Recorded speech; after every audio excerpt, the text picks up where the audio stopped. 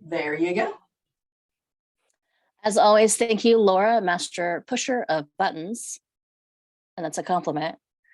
Welcome, everyone. It is Tuesday, April 11, 2023, 8 a.m. You are indeed in the right spot, public health and safety. Item number 1 is call to order, which I just did. Item number 2, excuse me, is roll call. I see that Councilmember Jefferson and Councilmember Agabi, and I see that myself is also present. So there you go. So Angela and Peter, I'm looking for approval of the minutes from our Public Health and Safety Committee meeting from March 14th. So move to approve. Oh, second. Thank you. Any discussion? Those minutes were great. Seeing no facial expressions, all those in favor, please say aye. Aye.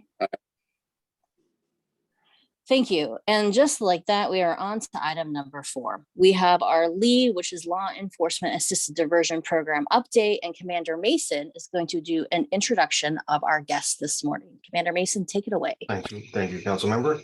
Good morning. We're going to talk about the LEAD program today. And Jason Bean Mortensen, who is the LEAD program manager for Thurston County, is going to take most of the provide most of the information. I was going to do a quick intro to make sure we're all kind of working on the same page. So LEAD stands for Law Enforcement Assisted Diversion.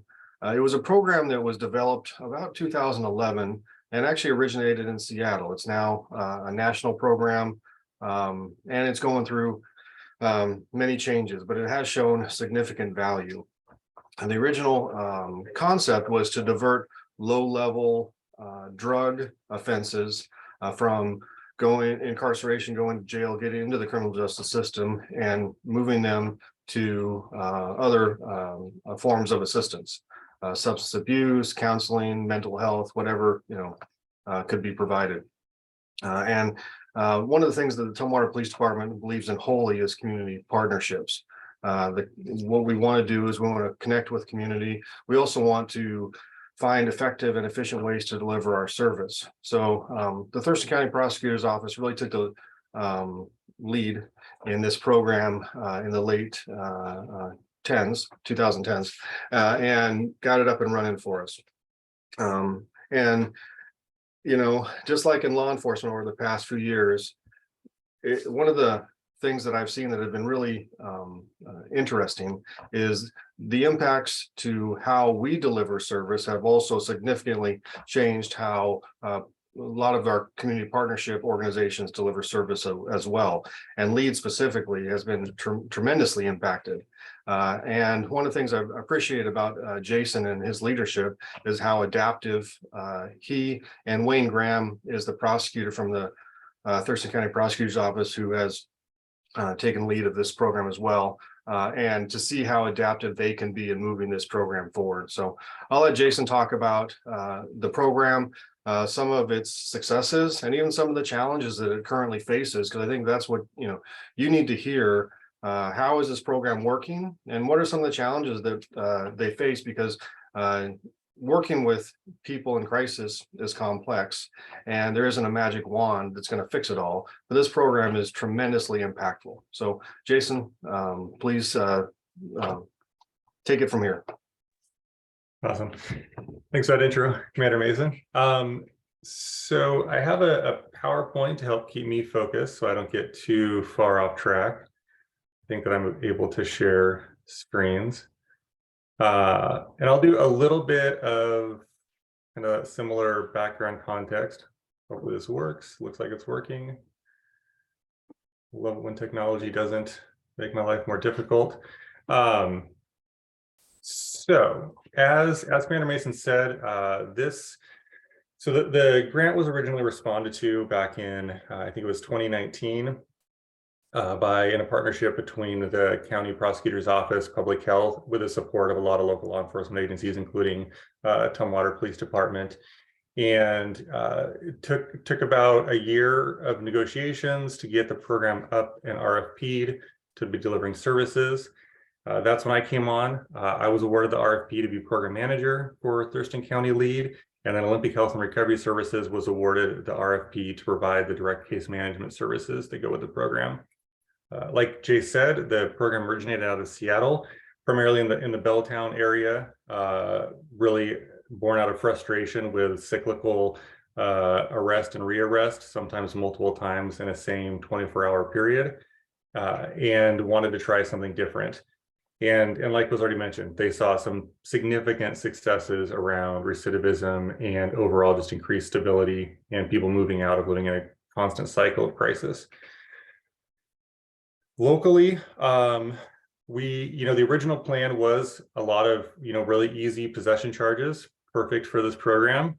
Right around then is when the Blake decision happened, shortly after the grant was awarded. And then a few other changes in legislation, like Jay mentioned, altered the way law enforcement interacted with the community.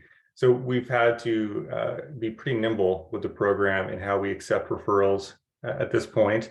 But we've maintained a focus and the same goals. So the goals that have gone with the program, some of this may be a repeat for some of you, but I want to make sure we're kind of operating from the same starting point.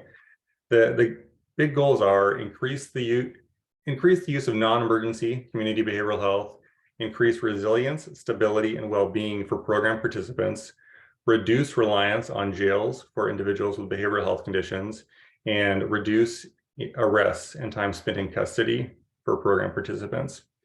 So even though we've had to kind of adapt how we get referrals, we're still working with a population that is frequently in contact with law enforcement across the board, and are still working to stabilize them and decrease the amount of contacts they have going forward after joining the program. And feel free to interrupt at any point if you have questions as we go through.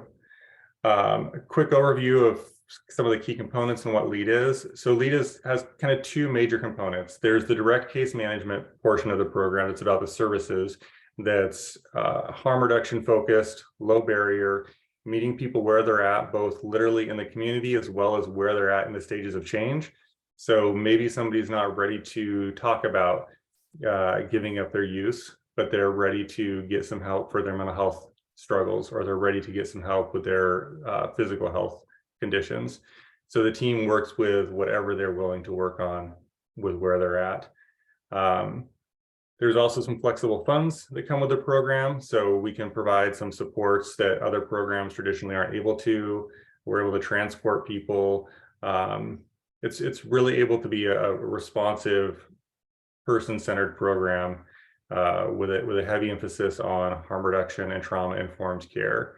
It's 100% voluntary. It's non-coercive. So we learned early on that it's really important to screen and work with referral partners to get the best types of referrals to the program. We're not crisis services. We work with people that are in good faith able to give voluntary consent. So if someone's in the middle of a psychotic episode, they're not going to be the best for the LEAD program. They're not going to be able to really consent to what we're trying to help them with. In those cases, those referrals that we have gotten that have come through, we have been able to coordinate with the crisis team, get them evaluated by the DCRs, and then look to involuntary placement or voluntary hospitalization when that was available where they were at. With some of those changes I mentioned about the Blake decision and other legislation, the vast majority of our referrals that I'll get into a little bit more have been social contact referrals and community-based referrals. And the other component of LEAD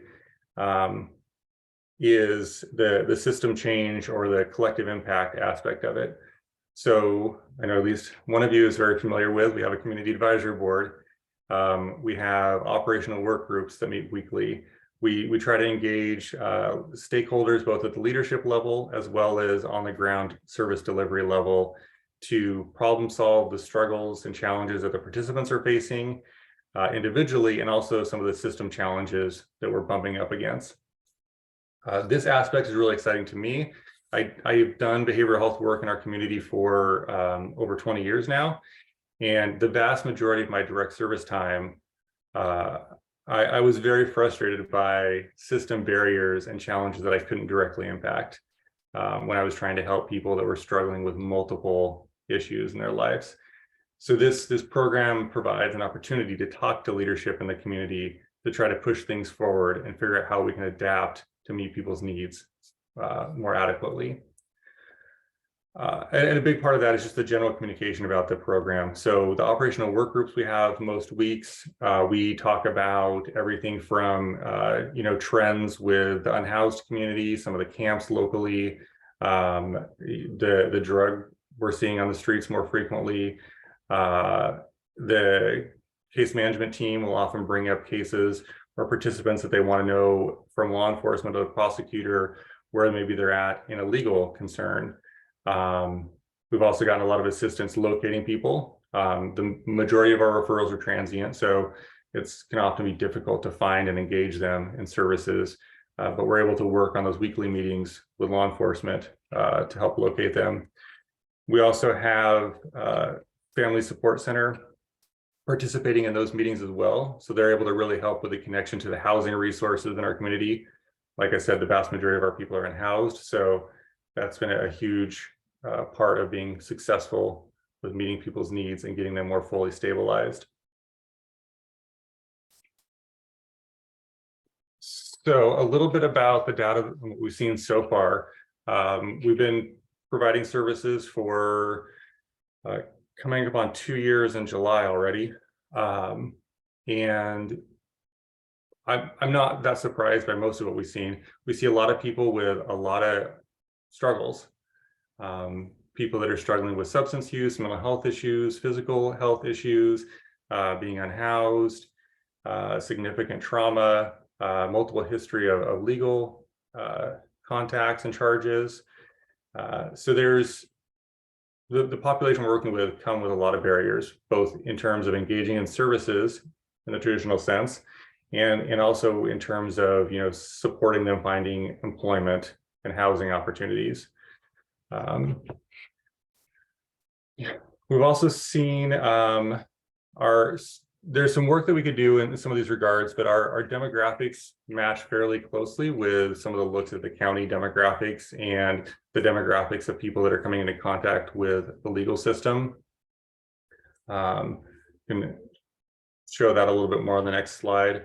And then we're also hitting most areas of the county. There's some work we could do in this regard as well. And I think some opportunities for growth. We can talk about that a little bit more in a moment. That's some general high level kind of what we're seeing. So this is a snapshot of our first full year of services for the 2022 year. And we've had a ton of referrals, a ton of engagements. There's a lot of really great stuff. I know this is probably really difficult to see, so I can share this out to the group to look at more closely. But some important things to highlight, even though we're a harm reduction based program and meeting people where they're at, not necessarily forcing treatment or requiring any kind of compliance, most of the people that we're engaging with want to connect with traditional services like that. So we've connected a ton of people to traditional mental health programs, substance use disorder treatment, and just a host of other services to help them stabilize and move out of crisis and move into stability. The team does everything from transporting to take care of laundry needs, to transporting to therapeutic court programs, and then things like connecting to 12-step programs, other community-based support, in addition to the more formal treatment programs. These linkages to care on the bottom right are what highlight some of those connections. And that is only for about half of the year. We had some moving data points and some moving targets around what we were trying to collect. So it was really only the last half of 2022 where we really were able to fully capture these things. And like I said, even though the majority of our referrals are social referrals or community-based referrals, we're still very much working with a population that is in frequent contact with first responders, including law enforcement. I can talk a little bit more about a few examples in a moment, but I'll pause because I've been talking a lot very fast. Thank you, Jason. Angela and Peter, do you have, and anyone else on the call, do you have any questions?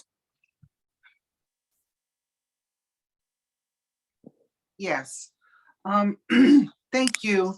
But what are your major challenges right now?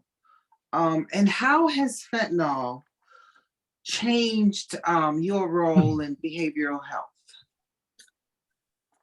A lot. I was around for when we first started seeing some of the crash of the first wave of the opioid epidemic, and then the second wave. So I've been around for watching that evolution, and I have not seen anything as devastating as fentanyl in all my years doing this work. Just the increased risk of overdose and overdose fatality is it's shocking. One of the successes that I was going to highlight in a moment, but I'll highlight now. We've done a lot of naloxone training with people that we're serving, a lot of overdose prevention, overdose response work, ensuring that people at least have the information available and the facts available about the risks of use and how to prevent fatality when possible. Within the program, we've successfully reversed 2 overdoses that I know of to date. And then, worked with a ton of people that are using fentanyl. We really rapidly shifted from not very long ago, people were actively avoiding fentanyl and concerned about fentanyl being in their drug supply, to more recently, people are intentionally using fentanyl in spite of the risks. And it's scary to, you don't want to kind of contribute to any hysteria around it. And it's extremely high risk of overdose and high risk of fatality from overdose, unlike anything we've previously seen. That said, we also have gotten a lot of people into traditional treatment, whether that's detox, inpatient route, or whether that's connecting them to other medication assisted options. So that provides obviously a reduce in overdose concern. One of the things that really makes me passionate about harm reduction and got me fully on board with some of the things that we're doing is I got really tired of seeing people I love and people I work with die. And that has never been as real of a risk as it is today. One of my favorite quotes from the harm reduction world is "dead people don't 12-step." So as much as abstinence and traditional treatment might be the ultimate goal, we have to keep people alive to have the opportunity. You got me going on a soapbox, sorry. Thanks. Thank you. Thank you so much. Great work out there. I mean, you're out there, trying to do what you can to help, but this fentanyl is just, it's a heck of a drug. Yeah. But thank you very much. Yeah. And Thank you, Angela. Peter. Oh, sorry. Go ahead, Jason. I was just, and I'll talk about a few other challenges in a moment, so I'll save those. Peter, did you have any questions at this point? I do not have a question. I am surprised about the amount of fentanyl death nationally and locally. There was reading a story last week about a well-known actor who bought fentanyl right in the open sidewalk straight in New York and ended up dying. So I'm very, very, very amazed. So Jason, do you have a data for the number of referral services that you provide in the given period, say the 6 months or 1 year period? Are you asking about the total number of services? Yes.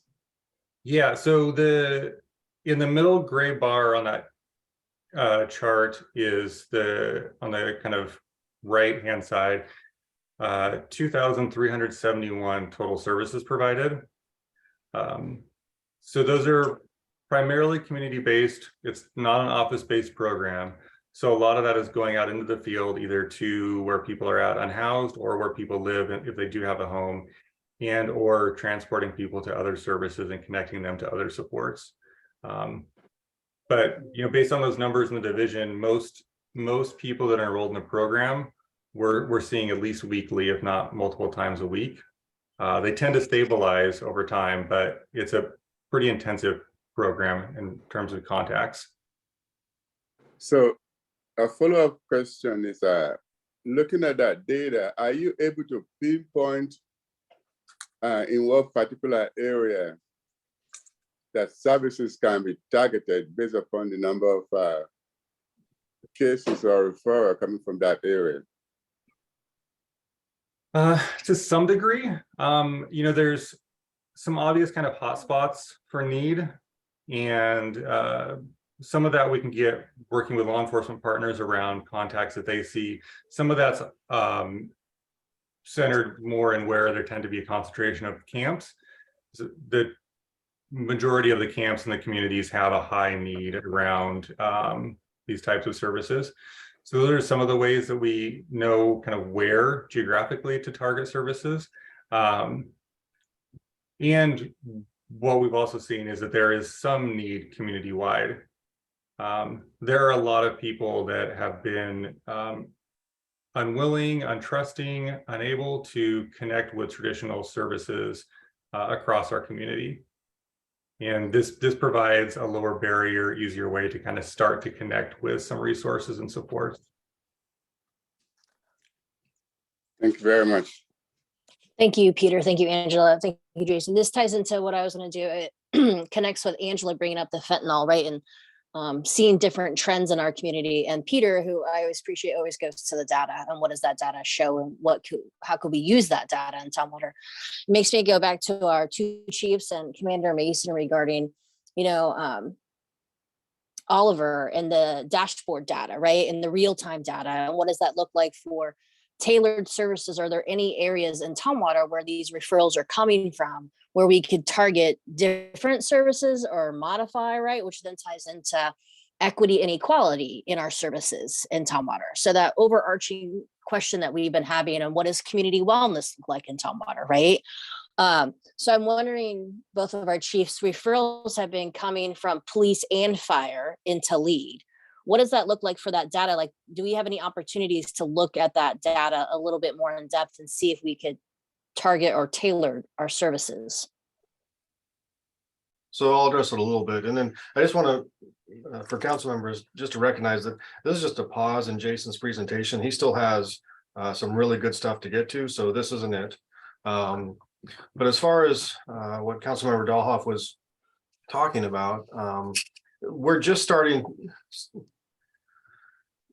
This is, if you look at the display that's shown on your left-hand side at the bottom, you'll see referral sources.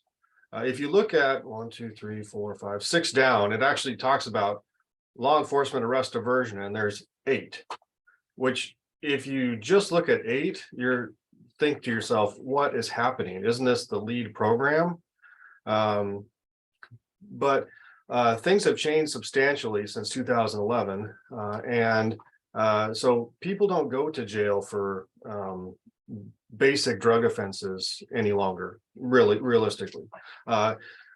Now, it's complex. Obviously, someone that's suffering from substance abuse disorder and is abusing, when they come across law enforcement, they're dealing with other things as well, whether it be mental health, whether it be a crime that they're currently engaged in, whether it be a myriad of factors. So the actual diversion piece is we're just trying to understand, especially with this latest legislative cycle, what this program can be for us. But if you look at the social contact piece and then the fire EMS piece, I think that's a pretty bright spot. And what I'll tell you, social contact, that's when our officers see someone in crisis. It isn't a specific criminal issue that they're going to go to jail for, but they recognize that they need additional resources. So they make that referral to LEAD. And fire, has just started jumping on. Remember, this is for last year. So fire just started jumping onto this program with us because they're seeing obviously people in crisis as well, and they're looking for ways to change outcomes as well. So I think there's a lot of bright spots. Jason's going to hit on some of that, but to what Councilmember Dahlhoff was asking, I think it's pretty early on in our understanding of how to utilize this data. And the other piece too is the resources, the immediate resources are just not there. They're not where we would like to see them. You know, we want to get to the point that if someone's in crisis and they say, I need help, I want to get into treatment of some kind, that we can, you know, make those connections. And that just doesn't exist. It does not exist currently in our environment. So, and that's a big ask. So I guess I hope that answered your question. I'm pretty passionate about this. And I think that Jason's going to talk about some of the success stories and some of the ways that we can look at this program growing and connecting as we move forward. Thank you, Commander. Yes, that did answer. And by nature, this program is not crisis services. So there is, as much as it's a strength that this program goes out and meets people where they're at, one of the challenges I know law enforcement and other first responders experience is needing somewhere to take people. And this program doesn't provide that resource. This program provides follow-up, ongoing, long-term stabilization that is great for the big picture, and for the immediate response, immediate crisis, isn't often able to meet that need. When those things come up, we usually refer over to the crisis team or the DCRs, but even with that, there's still, we lack places to take people in our community. We don't have any crisis stabilization units currently, or any similar type programs where people can just be taken to have their immediate needs evaluated. So there's other gaps in our community that a program like this, for better or worse, can highlight sometimes.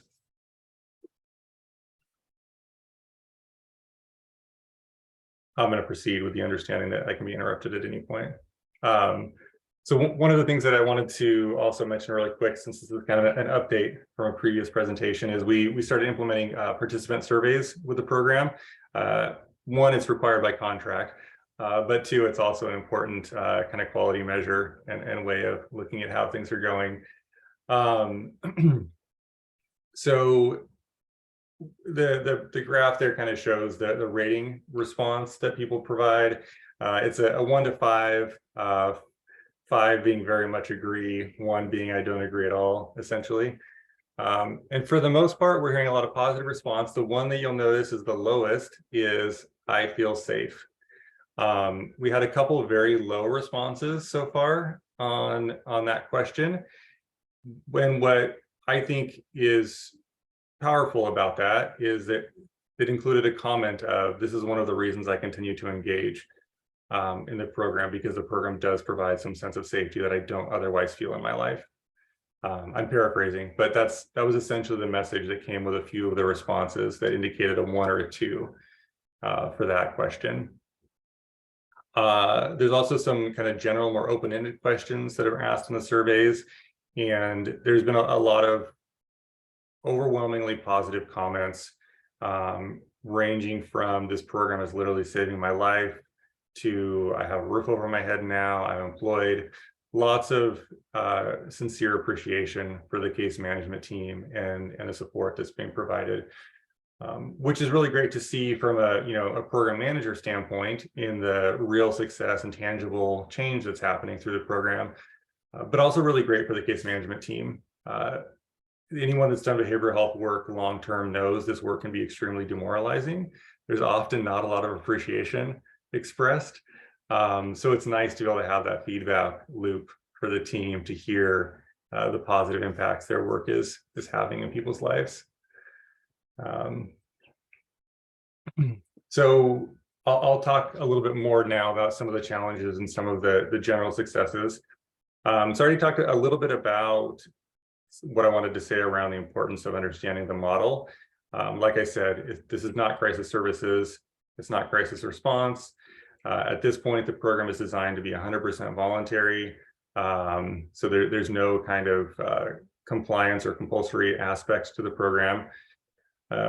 We worked really hard on adapting the program and adapting the response so that the understanding is that a case management might hear, no thanks, get out of here. And they will respect that person's wish in that moment. And they will also follow up again. We try to have multiple contacts with people to try to develop some trust and engagement. There's been some success with some unhoused people in providing them some assistance with their pets. People care about their animals a lot, and that's been a really useful tool for developing some engagement and buy-in from the people that we're trying to serve and trying to give us a chance to help them. The other thing is just, understanding that, working with law enforcement and other partners around, people have to be at a place where they can understand and consent to the program. If they're not, it's not a good fit, or at that moment at least. We also learned a lot around the importance of flexibility with the program. Like Commander Mason said at the beginning, we've had to be pretty nimble with how this program functions and operates. So, mentioned Tumwater Fire recently joined and started making referrals not too long ago. Part of what we did there was, adapt our referral form to be embedded within some of their notes so that they could just be part of the process, kind of more automated. We've also talked with Commander Mason about within field response notes, adding a quick note of Thurston County lead, and that kind of prompts a forwarding without having to go through the full referral process that we've generally put in place. And one of the things that I've really tried to emphasize with this program, both in my work with the partners and also with the case managers that are providing direct services, is we need to try to be as flexible as possible with how we receive referrals and how we respond to referrals. We need to, as much as we can, not have a no wrong door kind of approach. And that's worked pretty well for the most part. There are some challenges with that. And some of those challenges have been the things like I mentioned, where we need to refer to crisis services. We need a DCR to come out. We're not the appropriate response, but we can still help connect the person to what is a more appropriate response. Should have been obvious, but wasn't obvious in the beginning. Obtaining detailed descriptions of what people look like. It's not the best for engagement to wander down the street yelling someone's name. So it can be really helpful to have a good idea of who it is we're trying to find. And a lot of our people don't start out with phones. We will provide them with phones. But if they don't start out with phones, it can be tough to track them down and make that initial contact sometimes. We've had some great success. Officer Yeager from Tumwater has gone out with the case managers to find, I know one instance that I can think of, there was an individual that was camping and a little mini solo camp, and he helped go out to find where that location was as a co-response. And then, things like that, where we get support from our partners in trying to locate the people that we're trying to serve. And we've instituted some pretty strict kind of minimum guidelines around what outreach and follow-up looks like. So an example of that would be if we receive a referral, the case management peer goes out into the community to find the person, isn't able to find the person, the immediate response is to call the referral source and document that the referral source was contacted with a request for help contacting the person we're trying to see. From that point, the standard expectation is you do a minimum of 1 outreach a week to try to locate this person for the first month. You do a minimum of every other week for the second month. And that third month, you do at least one more try to find that person. And keeping the referral source in the loop on that process as well. There's a lot of legislative changes up in the air, being actively negotiated over the last couple of weeks even. I think there's some further negotiation already this week around what things are going to look like. But no matter what it looks like, there is going to be at least a misdemeanor possession charge coming back into the picture, with a heavy emphasis on encouraging law enforcement diversions, and requiring pretrial offers for diversion options. So this, I think, is a huge opportunity for the program to make more contacts and help people that would otherwise be going through the traditional legal system. And then I think locally we're in a pretty good place. Some of the data I showed earlier, we're part of how we were able to grow this program pretty rapidly was we get funding partially in response to the Blake decision for Recovery Navigator. What we did with Recovery Navigator funding was double the capacity of our LEAD program. We're already working on LEAD for relationships with law enforcement and other partners, so it just made sense and was the best use of the funds. That puts us in a pretty good position to be able to respond to these changes that are coming down. We've been working on developing these relationships for a long time. So there will be a lot of changes. I think it'll be a heavy lift for the system. There hopefully will be some additional funding that comes for the service side to have more responsive and bigger caseloads. The team is pretty darn busy at the moment already, so we'll need more staff when we get a flood of referrals. Jason, I have a question for you. So how many staff members are on your team right now? We just hired another one. I should have this at the tip of I should have written this down.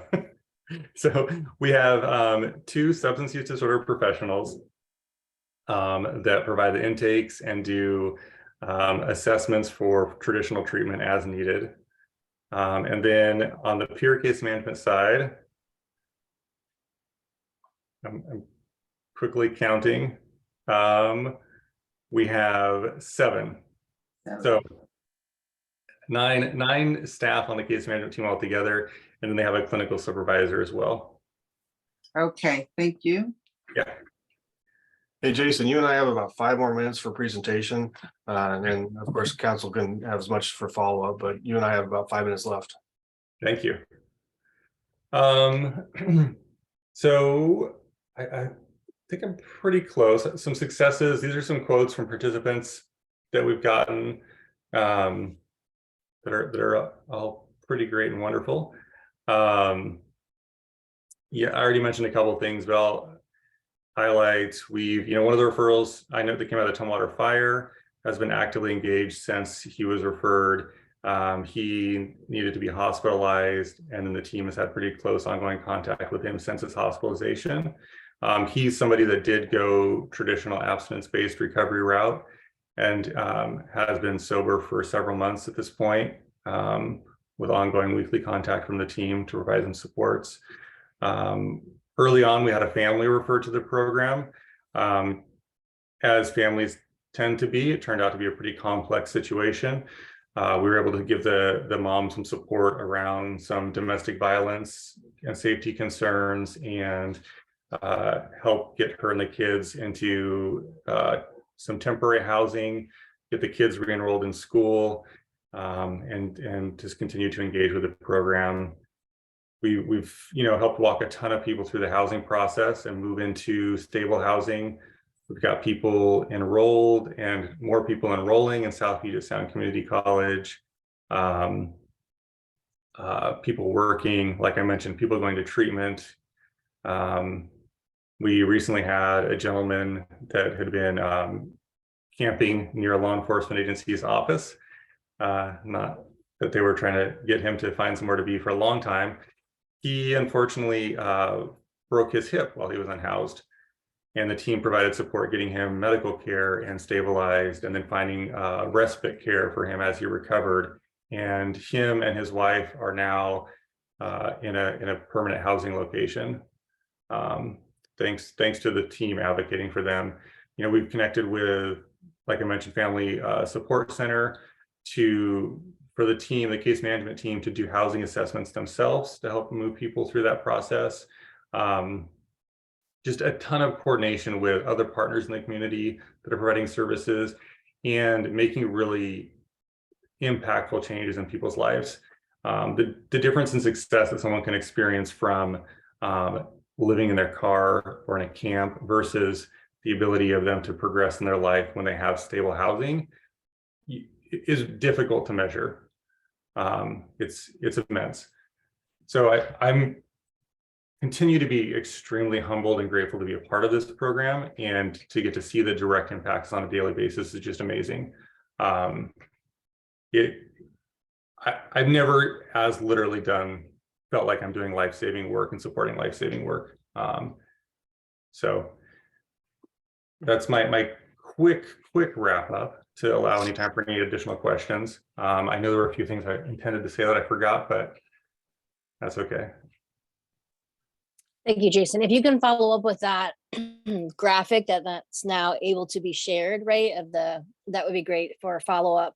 And before I circle back to everyone, there's just 3 council members here today, right? And so we give an update to the rest of council, right, at our meetings. If there's one thing that you want us to share to the rest of council, what would that be with your presentation this morning?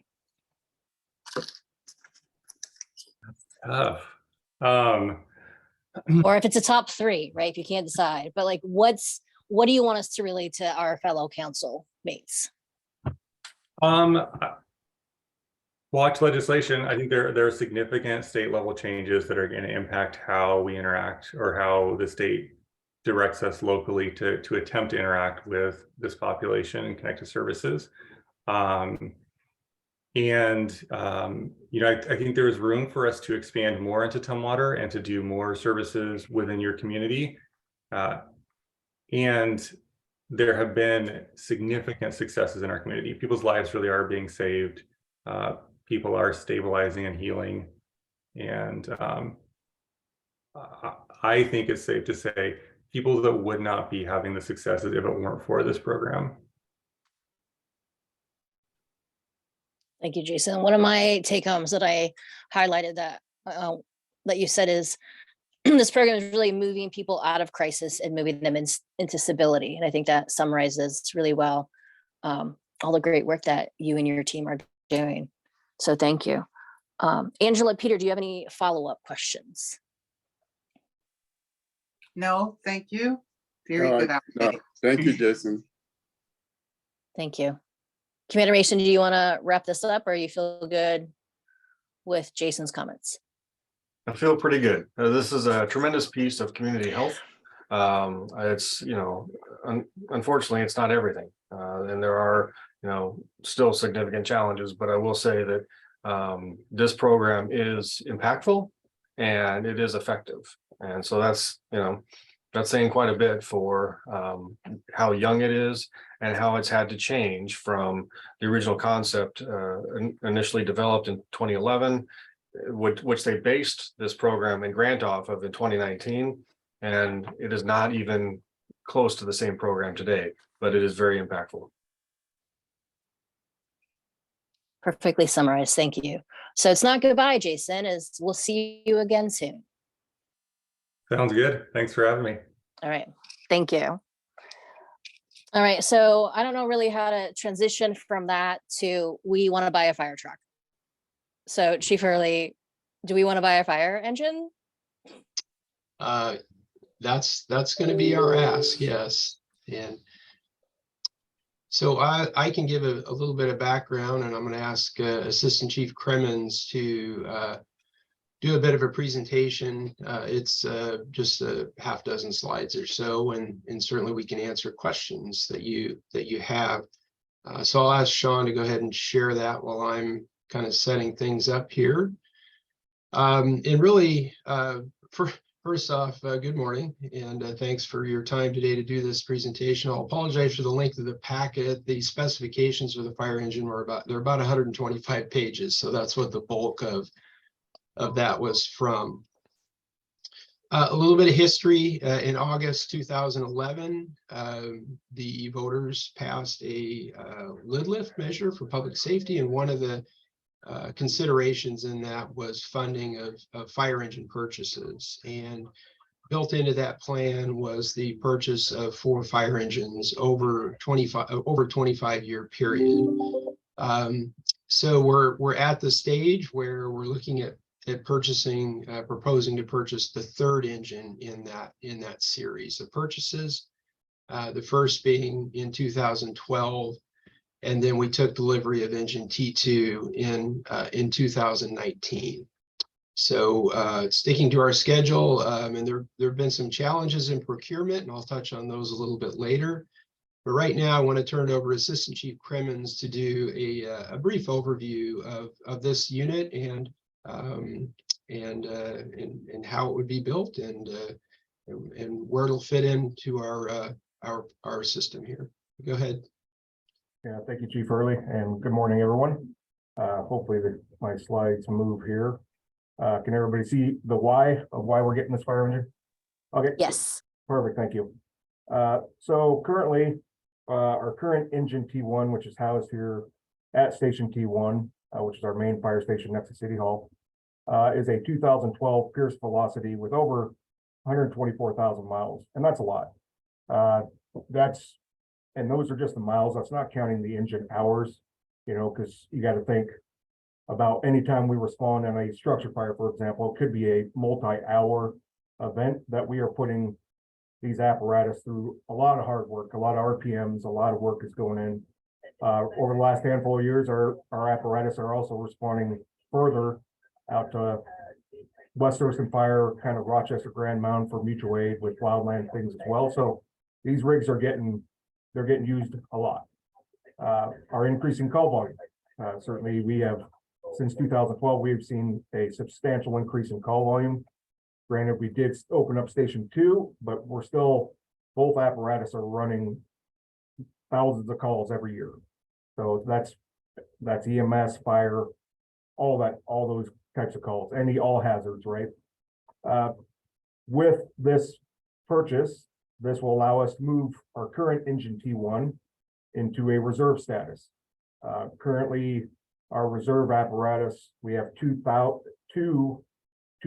KME pumpers, and both of those apparatus also have over 100,000 miles on them as well. So that will allow us to move engine T1 and have a more reliable reserve fire engine. And what we do with those reserve fire engines is anytime we need to do service or something breaks on our fire truck, we have callbacks for a fire, some event within the city or outside the city, and we need to staff another fire engine. We need that reserve fire engine to be reliable. So with this purchase, that will help us be more reliable all around. We're showing the current engine T2 because honestly, a lot of this new fire engine we built off of the spec for engine T2. So our current engine T2 is the 2009 Pierce Velocity. You kind of see that there on the left. It's got a 1,500 gallon per minute pump, so that just means how much water it can push out via the pump. The wheelbase on it is 218 inches. The OAL is overall length of the apparatus, and our current rig is 34 feet 1 inch. And then it is a top mount pump. All of our current fire engines are top mount pumps. And what a top mount pump is, that picture kind of shows it. That's where the pump operator, the person that's getting the water out to the hoses and the people on the nozzles, that's where they operate. And I'll talk a little bit about what we're changing with the new fire engine here in a sec.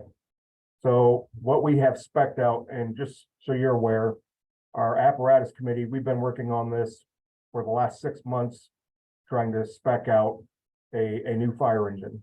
And there was a lot of hard work, a lot of looking into it, and I commend everyone in that group for doing it. So what we have spec'd out is a new Pierce Velocity, same gallon per minute pump, so 1,500 gallon per minute. The wheelbase is substantially shorter. That's 19.5 inches shorter, and the overall length is actually 6 inches shorter at 33 feet 7 inches. There's a big reason behind that, and it's the fact that top mount pump that I talked about, we are changing to a side mount pump. And that picture right there is actually engine 31, which is Lacey Fire Department's newest Pierce Velocity pumper. So it's going to be very similar to that. What that does is it actually shortens, like I said, the overall length of the engine. and allows for better maneuverability of our fire apparatus, especially in the ever shrinking streets of our cities at times. So we're going to be able to maneuver a little bit better throughout the city. And it also allows for some safety enhancements. Climbing up to the top of the engine to do some pump work can be dangerous depending on the weather conditions. So the other thing that the new fire engine will have, so this is made by the Pierce Fire Engine Company, and the Cummins diesel will be meeting the 2027 standard, actually a year early, and it will emit 75% less emissions than the current engines are being built. So it'll be substantially cleaner. This next slide really just showing the schematics. I won't go too into the weeds. Like I said, this is what our new fire engine could look like, obviously without the logos, without showing the kind of the pump panel, but you can see it's shorter without that top mount pump. Like I said, I won't go into the weeds on this, but that's the schematics on this new fire engine. And my last slide before I hand it off to Chief Early is honestly that it's going to look very, very similar to our current engine T2, and this is engine T2, and this apparatus is the main out engine at our station T2 off of Linwood Avenue. And those are just the pictures. Like I said, the big change will be getting away from that top mount pump to the side mount and just an overall shorter apparatus. So I'll go ahead and turn it over to Chief Early. Thank you. I'll stop here. Are there any questions at this point before we get into the purchase details? I don't see Angela or Peter unmuting, so keep going, Chief. Okay.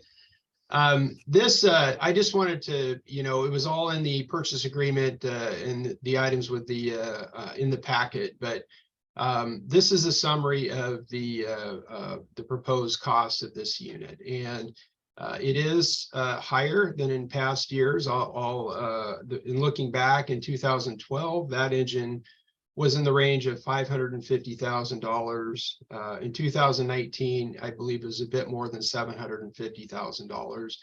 And you can see we're 1.157 million for this unit. And in talking, we had several conversations with the vendor, and they have been impacted by supply chain issues like many manufacturers of vehicles, all kinds of equipment, electronics. And it's really impacted their ability to produce these units and deliver.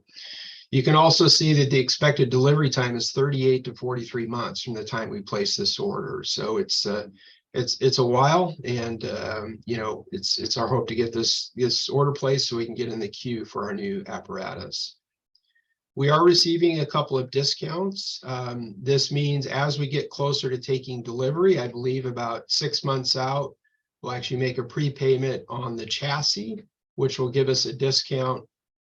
And we're also proposing to pay at the time of delivery, basically for the unit. For that, we receive another discount. So you can see the total with tax there at the bottom. And I'd also mention that to purchase this unit, we're utilizing a purchasing cooperative and piggybacking on another contract through Sourcewell. And the city does have an existing joint powers agreement with Sourcewell. The city has used Sourcewell to purchase other equipment, so that's an existing agreement that we have. Sean, I think that's about the last slide. If you want to go ahead and skip to the next one. And I would just encourage any of you, any of the council, to reach out if you want to just come over for just a tour of the engines to see what the current engine T1 looks like that'll be going into reserve status, or the newer engine T2 unit, and certainly to schedule a ride along if you're interested as well. And our ask today is under the recommended actions, the language there to authorize this purchase and the signing of the purchase agreement.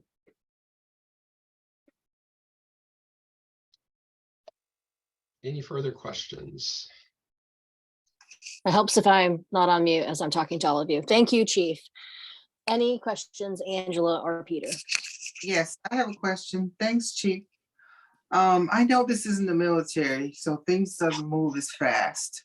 But my question is, why is it 44 months till we get that new fire engine? Just seems Yeah, like a good long question.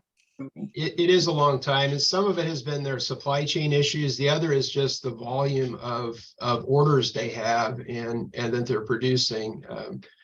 City Administrator Doan and I had seen some, certainly in the trade publications, they purchase, when people are purchasing engines oftentimes, and there have been some very large orders, departments placing orders for 10 or more engines at a time. So the queue right now for them is just full, basically, that on top of their supply chain issues that they've had. Okay, so it's just supply and demand, lots of Yes. demand, but it's supply, right? Yes, it is. All right, thank you. Peter, do you have any additional questions? Yeah, I have a question. Actually, I have multiple questions, but I'll stick with one for now. So, thank you, Commander. I've heard that when we start the new RFA, our engine truck will be transferred to the RFA. So, if we are buying new ones, not talking about this to be delivered in about 6 or 7 months, but the future ones, because so far we've bought what, 3 out of 5, you said? 2 out of 4. 2 We out bought of 2 4. out of. Yeah. So the remaining 2 that I haven't bought yet, do we still anticipate that we will buy them and then transfer them to the RFA? Peter, if you can look at item number 5 on page 11 of your packet, it talks to you about if the RFA passes, what happens. If it doesn't pass, what happens, and see if that Okay. answers your question.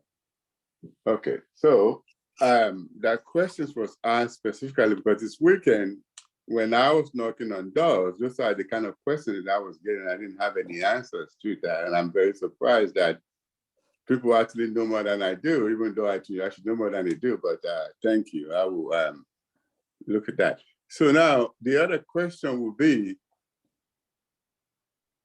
this truck that is to be delivered in 7 months, if it's delivered,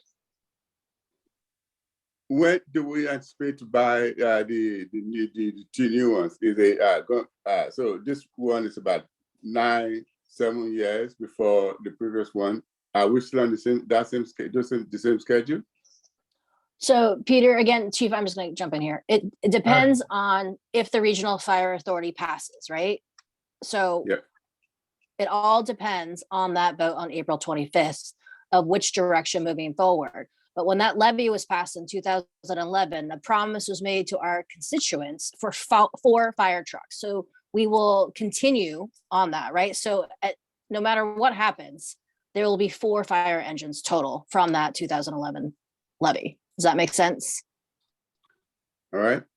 Thank you. Thank you, Chief. Thank you, Chief. So I am willing to entertain a motion to recommend the City Council approve and authorize the purchase of fire engine number 3, identified as engine T1, using the Sourcewell Purchasing Cooperative as specified by the Fire Department in substantially similar form as approved by the City Attorney in the amount of $1,238,023.55, and authorize the Fire Chief to approve change orders in an amount not to exceed $20,000. Could we make that any longer? So moved. This is Angela Jefferson. So that motion is very, very long. I suggest that Leada actually introduce the motion and move it so that we can approve it. I just did. Angela made the moved. So Peter, do you second? I second that. Perfect. Any further discussion? And then Peter, if your question is not answered, just circle back regarding that element. See if number 5 answers that. It should. If not, just circle back. And with that discussion, all those in favor, please say aye. Aye. Aye. Thank you so much. Does that work for you, Chief? It does. Thank you very much. And as you mentioned, I'd be happy to answer further questions. Please reach out if the materials don't address them. Perfect. Thank you, Chief, and thank you, Sean, for that wonderful presentation. Madam Chair, could I ask Yes. if you would like to have this on consent or consideration? Your next meeting is a very abbreviated meeting because it follows the city administrator reception. So you have only consent items at your next Yeah. meeting. So if you're comfortable moving this forward to consent, great, we can do that. If you think it should be consideration, so we should have more conversation, we would do it at the following meeting. My view, and Angela Peters, stop me if you don't agree, is on consent because we're following through on our obligation from 2011. This is nothing new. This is a continuation of what we owe our community. So I think it should go on consent. Agreed. Angela? 2 thumbs up, consent. Because if Thank someone you. does have a question, they can pull it, right? So it's always an option. With that, it is 9:01 and I'm late for my next meeting. This meeting adjourned at 9:01. Thank you all and see you in a few hours. Thank you. Have a good day.